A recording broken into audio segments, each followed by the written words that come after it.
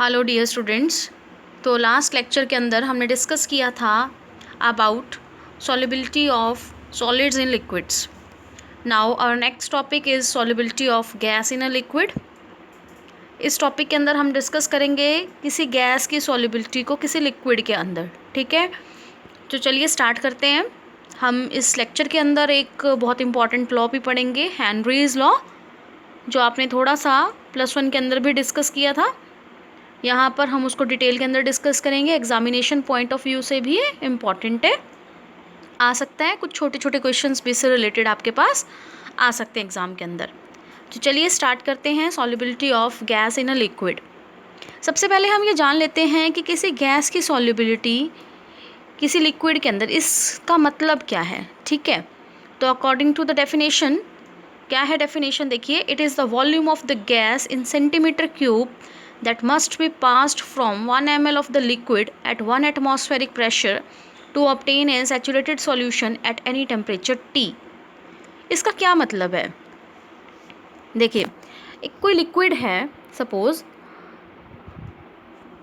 1 ml, कितना लिया हमने लिक्विड? 1 ml। ठीक है, और उस 1 ml लिक्विड को हम के अंदर हम गैस डिज़ोल्व कर रहे हैं। ठीक है, और जब हम गैस को डिज़ोल्व कर रहे हैं तो मान लेते हैं उस टाइम पे जो टेम्परेचर है वो T है। ठीक है, और प्रेशर कितना है? 1 एटमॉस्फेयर। ठीक है, और उस 1 ml लिक्विड के अंदर जितनी गैस डिज़ोल्व होगी इस गिवन टेम्परेचर प्रेशर पर, उस गैस के अमाउंट को, मान लीजिए कि 1 ml लिक्विड के अंदर जो गैस डिज़ोल्व हो रही है वो हो रही है 10 सेंटीमीटर क्यूब। ठीक है, हमें याद रखना गैस का वॉल्यूम किसके अंदर लेना है? सेंटीमीटर क्यूब्स के अंदर लेना है। सपोज करें कि 1 ml के अंदर 10 सेंटीमीटर क्यूब जो गैस है वो डिज़ोल्व हो रही है at temperature T and pressure 1 atmosphere. ठीक है, और इस 10 सेंटीमीटर क्यूब के डिज़ोल्व होने से जो ये सॉल्यूशन बना गैस और लिक्विड का, ये सैचुरेट हो गया। सैचुरेट हो गया मतलब कि इसके अंदर अब और ज़्यादा गैस डिज़ोल्व नहीं हो पा रही। ठीक है, तो इस 10 सेंटीमीटर क्यूब को हम गैस की सॉल्युबिलिटी कहेंगे। किस गैस की? जिस गैस को हम डिज़ोल्व कर रहे हैं उस लिक्विड के अंदर। ठीक है, तो किसी गैस की सॉल्युबिलिटी किसी लिक्विड के अंदर, इसका मतलब क्या है कि किसी गिवन टेम्परेचर T पे जब प्रेशर 1 एटमॉस्फेयर हो तो किसी लिक्विड के 1 ml वॉल्यूम के अंदर कितनी गैस डिज़ोल्व हो रही है सेंटीमीटर क्यूब्स में, ताकि एक सैचुरेटेड सॉल्यूशन बन सके। गैस के उस वॉल्यूम को हम उसकी सॉल्युबिलिटी कहते हैं, और सॉल्युबिलिटी जो है वो टेम्परेचर के चेंज होने से चेंज हो जाती है। ठीक है, ये बात आपको ध्यान रखनी है। तो अब हम बात करते हैं ऐसे कौन कौन से फैक्टर्स हैं जो सॉल्युबिलिटी को अफेक्ट करते हैं। तो जैसे हमने पहले पढ़ा था nature of the solute last topic के अंदर, सेम वहाँ पे जैसे पढ़ा था हमने, सेम यहाँ पर है वो। ठीक है, तो ये आपके पास डेफिनेशन हो गई सॉल्युबिलिटी की। अब हम डिस्कस कर रहे हैं about the factors affecting the solubility of the gas in a liquid. ठीक है, तो पहला फैक्टर है हमारे पास nature of the gas and liquid. ठीक है, nature of the gas and the liquid, ये सेम वही प्रिंसिपल पे बेस्ड है, लाइक डिजोल्व लाइक के प्रिंसिपल पर। जो पोलर गैसेस है हमारी, HCl हो गया, NH3 होगी, ठीक है, ये तो पोलर सॉल्वेंट यानी कि पानी के अंदर घुलती हैं। और जो नॉन पोलर गैसेस होती हैं O2 N2, ये नॉन पोलर सॉल्वेंट्स जैसे कि एसीटोन हो गया, बेंजीन, कार्बन टेट्राक्लोराइड, इनके अंदर डिजोल्व होती हैं। ठीक है, तो पहला फैक्टर आपको समझ में आ गया होगा, nature of the gas and the liquid. Second factor is effect of temperature. ठीक है, ये आपको याद रखना है कि बिल्कुल उल्टा है पिछली बार से। पिछली बार में उल्टा तो नहीं कह सकते हम ये बात, क्योंकि पिछली बार हमने ये पढ़ा था कि टेम्परेचर के अकॉर्डिंग 3 तरह की चीज़ें हो सकती हैं। ठीक है, ऐसे सॉल्यूट्स जिनकी सॉल्युबिलिटी टेम्परेचर बढ़ाने से बढ़ जाए या घट जाए या कोई फ़र्क ना पड़े। ठीक है, लेकिन यहाँ पर क्या है कि अगर हम किसी गैस को किसी लिक्विड के अंदर डिज़ोल्व करना चाह रहे हैं और हम टेम्परेचर को अगर बढ़ा देते हैं तो सॉल्युबिलिटी क्या हो जाती है? डिक्रीज़ हो जाती है। ठीक है, यानी कि solubility of a gas in a liquid is inversely proportional to its temperature. Temperature के उल्टा है। ऐसा क्यों है? इसका कारण क्या है? क्योंकि जो गैस का डिसोल्यूशन होता है किसी लिक्विड के अंदर वो एक एक्सोथर्मिक प्रोसेस होता है, मतलब उसमें से हीट बाहर निकलती है। तो जब हम सपोज करें कि टेम्परेचर को इंक्रीज़ कर देंगे, ठीक है, तो क्या होगा, ली-चैटलर प्रिंसिपल के अकॉर्डिंग रिएक्शन जो है वो बैकवर्ड डायरेक्शन में जाना शुरू कर देगी, यानी कि वापस से क्या बनना शुरू हो जाएगा, गैस और लिक्विड बनने शुरू हो जाएंगे, यानी कि सॉल्यूशन नहीं बनेगा, वो सॉल्यूशन से जो गैस है वो बाहर निकल जाएगी। ठीक है, तो ये तो था हमारे पास इफेक्ट ऑफ टेम्परेचर। ठीक, अब इसके अंदर एक बात आपने और ध्यान रखनी है, कुछ इनर्ट गैसेस है जैसे कि हीलियम, नियॉन, आर्गन, ठीक है, इनके साथ एक्सेप्शन होता है कि इनकी सॉल्युबिलिटी टेम्परेचर के बढ़ने के साथ साथ बढ़ जाती है। ठीक, किसमें, नॉन एक्वा सॉल्यूशंस के अंदर। ये 1 मार्क का क्वेश्चन आपके पास आ सकता है, मल्टीपल चॉइस क्वेश्चन। चलिए नेक्स्ट टॉपिक है हमारे पास इफेक्ट ऑफ प्रेशर। ठीक, ये इफेक्ट ऑफ प्रेशर जो मैंने आपको स्टार्टिंग में कहा था कि एक इम्पॉर्टेंट लॉ पढ़ेंगे हम इसके अंदर, ठीक है, हेनरीज लॉ। ठीक, तो क्या है effect of pressure? Effect of pressure ये कहता है कि अगर हम प्रेशर को इंक्रीज़ करते जाएं, ठीक, तो क्या होता है, सॉल्युबिलिटी किसी गैस की लिक्विड के अंदर बढ़ती चली जाती है। तो solubility of a gas in a liquid is directly proportional to the pressure applied on the gas above the liquid.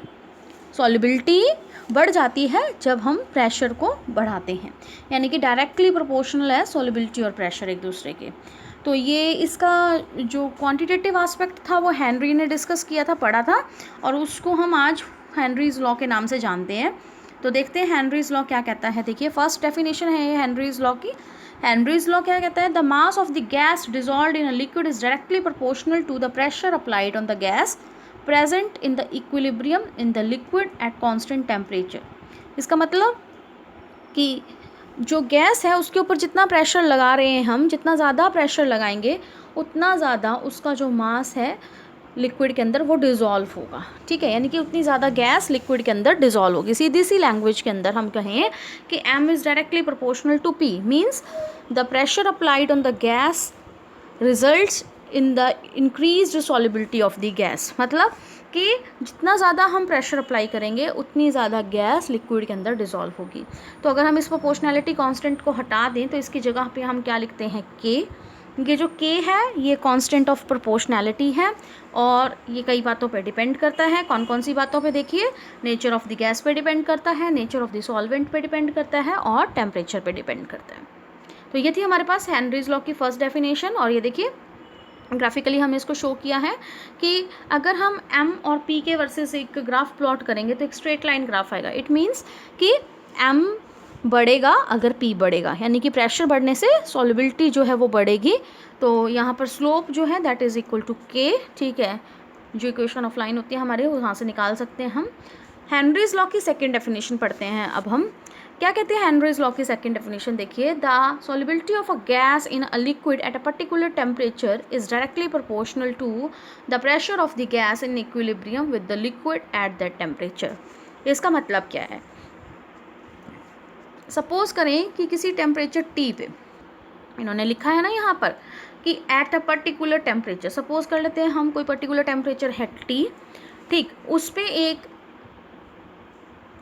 हमारे पास लिक्विड है, ठीक है, एक कंटेनर है जिसके अंदर हमारे पास कोई लिक्विड है, ठीक है, क्लोज्ड लिक्विड है, ठीक है, क्योंकि सॉल्युबिलिटी को हम, गैस की सॉल्युबिलिटी को हम ओपन में डिस्कस नहीं करते। अगर हम बर्तन को खुला छोड़ देंगे तो गैस एस्केप हो जाएगी। तो हमारे पास सपोज करें बंद कंटेनर है, ठीक है, और ये जो इसके ऊपर वाली वॉल है ये मूवेबल है, ठीक है, इसको हम प्रेस कर सकते हैं। ठीक, तो अब इस लिक्विड के अंदर क्या है, गैस फिल की हुई है, ठीक है।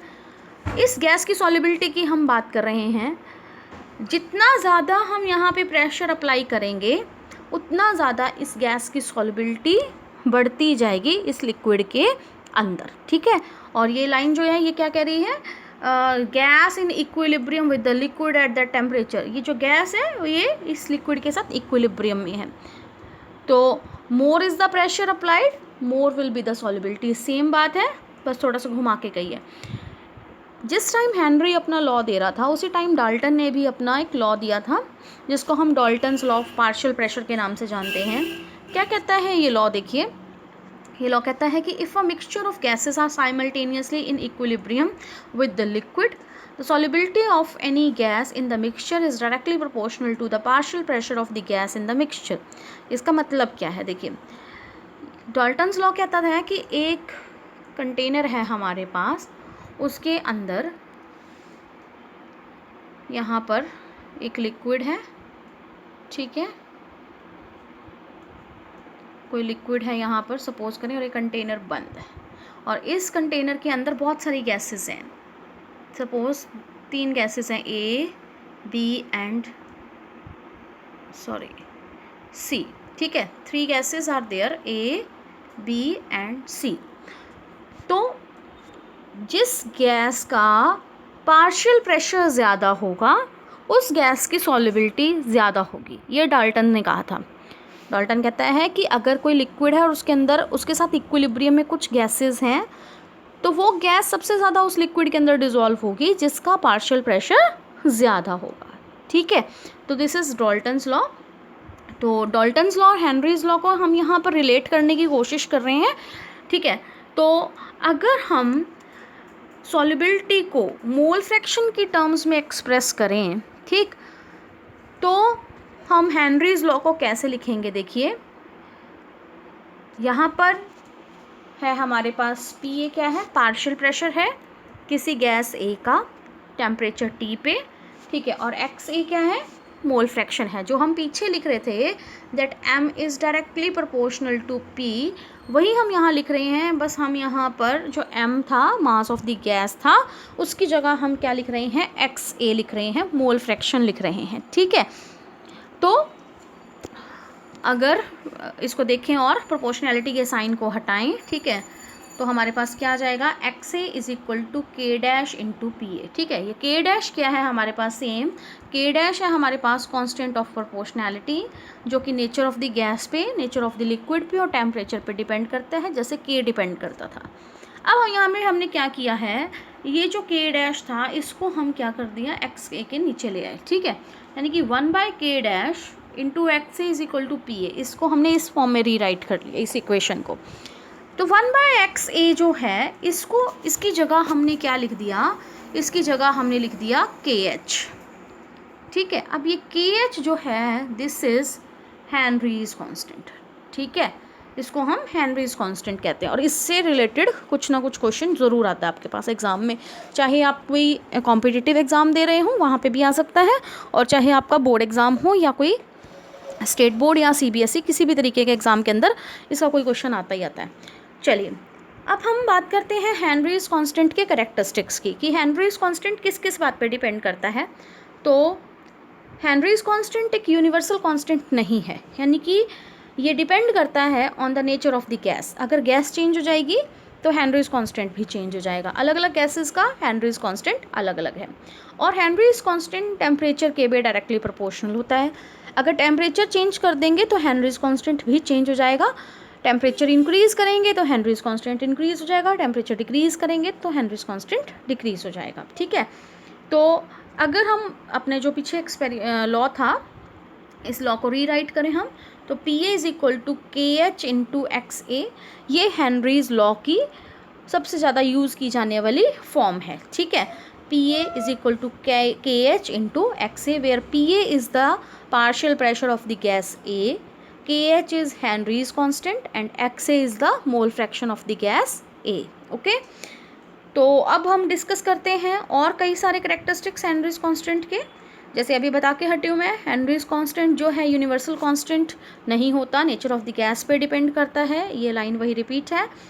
और दूसरी बात, हेनरीज कांस्टेंट जो है वो सॉल्युबिलिटी को भी इफ़ेक्ट करता है, ठीक है। अगर हेनरीज कांस्टेंट की वैल्यू ज़्यादा है तो इसका मतलब गैस की सॉल्युबिलिटी कम है, ठीक है।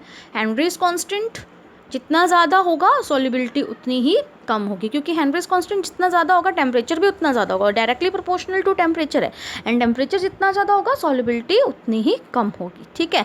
तो आपको क्या दिया हो सकता है, सपोज 2-3 गैस दी हो सकती है, उनके KH की वैल्यू दी हो सकती है, और आपसे पूछा जा सकता है कि इनमें से किस गैस की सॉल्युबिलिटी सबसे कम सॉल्युबिलिटी किस गैस की है या सबसे ज़्यादा सॉल्युबिलिटी किस गैस की है, तो आप KH की वैल्यूज़ को देख करके बता सकते हैं कि कौन सी गैस किस ज़्यादा सॉल्युबल है या कौन सी गैस कम सॉल्युबल है। KH की वैल्यू जिसकी ज़्यादा उसकी सॉल्युबिलिटी कम, KH की वैल्यू जिसकी कम उसकी सॉल्युबिलिटी ज़्यादा। ठीक है, तो ये थी हमारे पास KH हेनरीज कांस्टेंट के बारे में।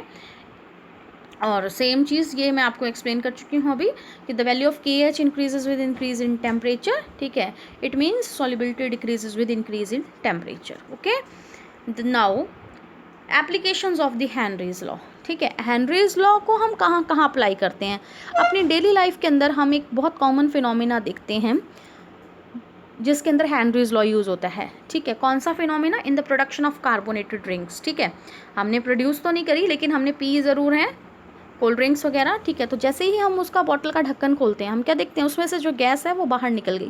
तो क्यों निकली है वो गैस बाहर? क्योंकि जैसे ही हमने उसका ढक्कन खोला हमने उस गैस का प्रेशर रिलीज़ किया।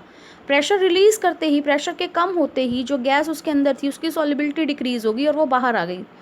जब कभी भी कार्बोनेटेड ड्रिंक्स बनते हैं तो हाई प्रेशर अप्लाई किया जाता है उनके अंदर ताकि वो गैस जो है वो डिज़ोल्व हो सके। तो in the production of the carbonated drinks, ठीक है, जो सॉल्युबिलिटी होती है वो इंक्रीज़ की जाती है by increasing the pressure. Okay, और कौन सी गैस डिज़ोल्व करते हैं हम? कार्बन डाइऑक्साइड गैस डिज़ोल्व करते हैं सॉफ्ट ड्रिंक्स के अंदर। ठीक है, now the next is in the functioning of the lungs. ठीक है, हम सबकी बॉडी के अंदर हो रहा है ये सब। हम सब सांस क्यों ले पा रहे हैं? क्योंकि हमारे लंग्स के अंदर ऑक्सीजन का पार्शियल प्रेशर कम है और बाहर ज़्यादा है। तो बाहर प्रेशर ज़्यादा होने की वजह से लंग्स के अंदर ऑक्सीजन एंटर करती है। जब ऑक्सीजन लंग्स के अंदर एंटर कर जाती है तो लंग्स के अंदर ऑक्सीजन का प्रेशर हाई हो जाता है as compare to the cells और टिश्यूज़। तो जब ब्लड ऑक्सीजन लेकर के सेल्स या टिश्यूज़ के पास जाता है तो जो ऑक्सीजन है from high pressure to the low pressure move करती है और सेल्स या टिश्यूज़ को ऑक्सीजन इस तरीके से पहुंचती है। ठीक है, तो in the functioning of lungs के अंदर भी हेनरीज लॉ लग रहा है। जितना ज़्यादा प्रेशर होगा बाहर ऑक्सीजन का उतना ज़्यादा बॉडी के अंदर ऑक्सीजन डिज़ोल्व होगी। कहते हैं कि सुबह के टाइम सैर करनी चाहिए। वाई? बिकॉज मॉर्निंग टाइम के अंदर ऑक्सीजन का जो प्रेशर होता है एयर के अंदर वो ज़्यादा होता है। तो प्रेशर ज़्यादा होने की वजह से ज़्यादा ऑक्सीजन हमारी बॉडी के अंदर एंटर करेगी और हमें बेटर फील होगा। Next is in the deep sea diving. ठीक है, डीप सी डाइविंग मतलब जो समुद्र के अंदर गोता लगाते हैं, डाइवर्स जिनको हम बोलते हैं, वहाँ पर भी हेनरीज लॉ काम करता है।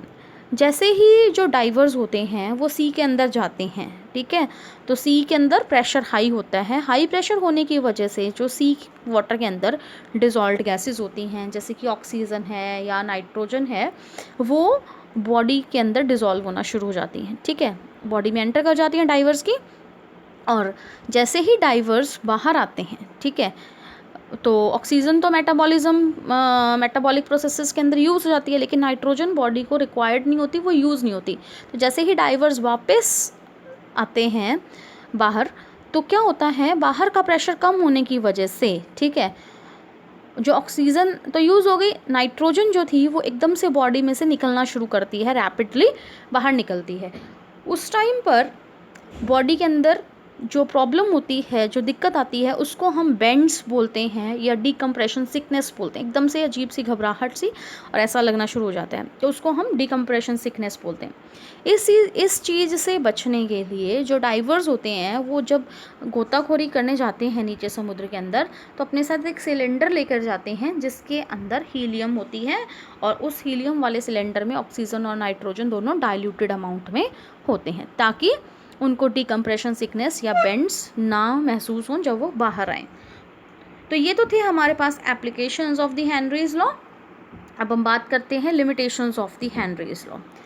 तो हेनरीज लॉ की पहली लिमिटेशन है कि ये लॉ उस जगह पे अप्लाई नहीं किया जा सकता जिस जगह पे जो गैस और जो लिक्विड है जिनकी सॉल्युबिलिटी की हम बात कर रहे हैं वो आपस में रिएक्ट हो जाएं।